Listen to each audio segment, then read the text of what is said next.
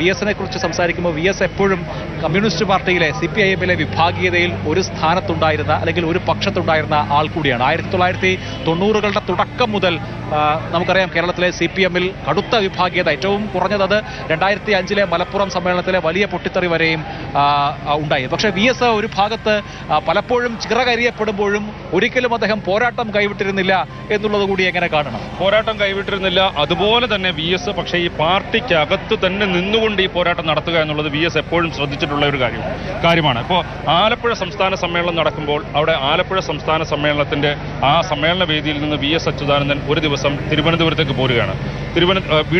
ആലപ്പുഴ വീട്ടിലേക്ക് പോകുന്നു. അവിടെ നിന്ന് പിറ്റേന്ന് രാവിലെ അദ്ദേഹം പുലർച്ചെ തിരുവനന്തപുരത്തേക്ക് പോകുന്നു. ഇത് വലിയ തരത്തിലുള്ള അഭ്യൂഹങ്ങൾക്ക് ഇട നൽകിയെങ്കിലും പക്ഷേ വി എസ് അച്യുതാനന്ദൻ പാർട്ടിക്കകത്ത് തന്നെ നിന്നു. വി എസ് അച്യുതാനന്ദൻ പാർട്ടിയിൽ നിന്ന് പുറത്തു പോകുമെന്ന് പ്രതീക്ഷിച്ചവരെ എല്ലാം നിരാശരാക്കിക്കൊണ്ട് അവരെയെല്ലാം ഒരു തരത്തിൽ അങ്ങനെയുള്ള ഒരു കാര്യത്തിലും ഇട നൽകാതെ വി എസ് അച്യുതാനന്ദൻ പാർട്ടിക്കകത്ത് തന്നെ നിന്നു.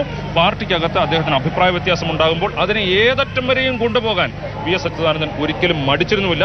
പിന്നെ അതിനെ അത്തരത്തിൽ അദ്ദേഹത്തിന്റെ ആശയങ്ങൾ, അദ്ദേഹം മുന്നോട്ട് വയ്ക്കുന്ന കാര്യങ്ങൾ നടപ്പിലാക്കിയെടുക്കാൻ അദ്ദേഹത്തിന് പാർട്ടിയിൽ അതുപോലെ സ്വാധീനമുണ്ടായിരുന്ന ഒരു ഘട്ടത്തിൽ അതിനുവേണ്ടിയും അത് ഒരുപക്ഷെ മറ്റു പലരെയും അപ്രസക്തരാക്കുകയോ മറ്റു പലരുടെയും സ്ഥാനങ്ങൾ ഇല്ലാതാക്കുകയോ ഒക്കെ ചെയ്തിട്ടുണ്ടെങ്കിലും അതിനൊന്നും വി എസ് മടിച്ചിട്ടില്ല. വി എസ് എന്തിനു വേണ്ടി നിലകൊള്ളുന്നു എന്നുള്ള കാര്യത്തിൽ അവസാനം വരെ നിൽക്കുക എന്നുള്ളതായിരുന്നു വി എസിന്റെ. മുതിർന്ന CPM നേതാവ് എസ് രാമചന്ദ്രൻ പിള്ള ഇപ്പോൾ വി എസിന് അന്തിമോപചാരം അർപ്പിച്ചതിന് ശേഷം മടങ്ങിപ്പോകുന്നതാണ് നമ്മളിപ്പോൾ കണ്ടത്. നിരവധി നേതാക്കളും പ്രവർത്തകരും ഇപ്പോഴും ഈ AKG പഠന ഗവേഷണ കേന്ദ്രത്തിലുണ്ട്. അതേസമയം ഈ ഞങ്ങളിപ്പോൾ നിൽക്കുന്നതിൻ്റെ മറുവശത്ത് അന്ന് ദൂരത്തോളം ജനങ്ങൾ വി എസിന് അന്തിമോപചാരം അർപ്പിക്കാൻ തിങ്ങിക്കൂടിയിരിക്കുകയാണ്. മുദ്രാവാക്യങ്ങളുമായി, പുഷ്പചക്രങ്ങളുമായി. ഇല്ല, വി എസ് മരിക്കുന്നില്ല, ജീവിക്കുന്നു ഞങ്ങളിലൂടെ എന്ന മുദ്രാവാക്യം ഉയർത്തി നിരവധി പേർ വി എസിന് അന്തിമോപചാരം അർപ്പിക്കാൻ ഇപ്പോഴും കാത്തു നിൽക്കുകയുമാണ്.